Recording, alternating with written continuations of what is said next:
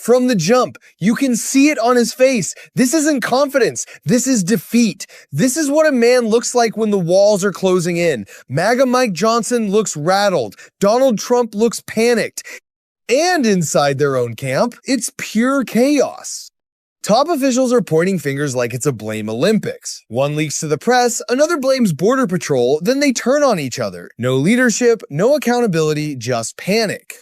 And it shows every time Trump opens his mouth.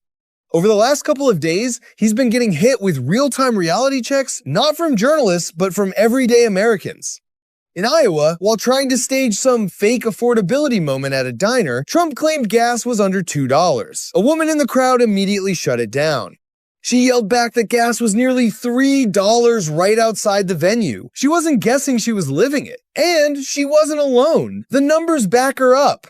Trump was just making it up, like he always does. Then things got even stranger. He rolls into another event, brings out a celebrity, hands out some bizarre gold card like he's playing make-believe president, and starts commenting on nails and outfits while people across the country are drowning financially. Rent is crushing people. Groceries are brutal. Wages aren't keeping up. Inflation is still squeezing families no matter how much they pretend otherwise. Instead of addressing that pain, Trump chose to attack low-income housing, treating it like it's some kind of disease. While families can't afford homes, he's ranting about who deserves to live where, even in communities destroyed by fires that still haven't received the disaster relief they were promised. And I don't want a big section of the area built into low-income housing. They want to put low-income housing right smack in the middle of it. And that's not the American dream, you know? You didn't do that. And low-income housing is great. I built a lot of low-income housing, but you don't put it there. This is one of the richest neighborhoods in the world. Billions are being withheld while he signs fake executive orders and pretends he's taking over cities instead of just doing the basic job, help people rebuild. And when the facts finally show up, they don't come from critics, they come from the Federal Reserve. Job growth is weak, payrolls are down, unemployment is stuck. This isn't spin, this is data. The unemployment rate was 4.4% in December and has changed little in recent months. Job gains have remained low. Total non-farm payrolls declined at an average pace of 22,000 per month over the last 3 months, excluding government employment. Meanwhile, tariffs are quietly passed straight onto consumers, acting like a hidden tax on working Americans. Corporations don't eat the cost you do. Federal spending is exploding, deficits are ballooning, and MAGA Republicans suddenly don't care. And while that's happening, nearly $500 million is being burned to deploy military forces domestically, not to help people, but to intimidate them. Then comes the moment that says it all. Trump literally brags that he can make the economy swing like a yo-yo. Your savings, your job, your future, a game to him. Would you like to see the dollar's value decline more? Would that be helpful? No, I'd want it to be just seek its own level, which is the fair thing to do. You could have it, I could have it go up or go down like a yo-yo. I'll give you an example. Unemployment. I could create the greatest unemployment numbers or employment numbers ever. All I have to do is hire 3 million people and put them into the federal government, and you have 10 people, you know, for one job, right? And while real violence goes uncondemned, while people are attacked and even killed, MAGA leadership stays silent unless there's a celebrity to hug or a photo op to grab. I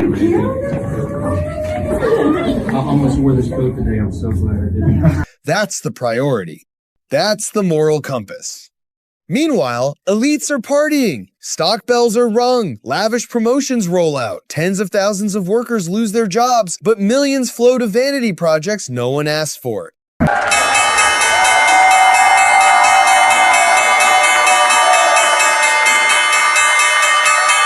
The director, that's Brett Ratner? Brett Ratner. Yeah, how did that go? He hasn't been involved in movies in a couple of years. How was that relationship? Very good. He was very talented. I know that, and box offices could tell you, right, that he was very talented. And we had other suggestions and looking into it, and he was the one that I said, you know, the most important is that he puts out my idea, what I have, and cinematic film that I want to achieve. So he was the best one, and he was great to work with. At Mar-a-Lago, it's champagne, showgirls, and excess, while the country is grieving and struggling. Even the courts are pushing back now. Judges are openly questioning Trump's authority, his logic, and his comparison. Tearing down historic institutions isn't the same as building a swimming pool, and the excuses aren't working anymore. And through all of this, you see what's really happening. Power without responsibility, force without purpose, fear as a strategy, masked agents roaming communities, families terrified, kids caught in the middle. This isn't about left versus right anymore, it's about right versus wrong, about decency, about whether government exists to protect people or punish them. People were promised affordability, stability, relief. Instead, they got chaos, cruelty, and excuses. And now, more Americans are waking up. Not because of politics, but because reality finally hit home.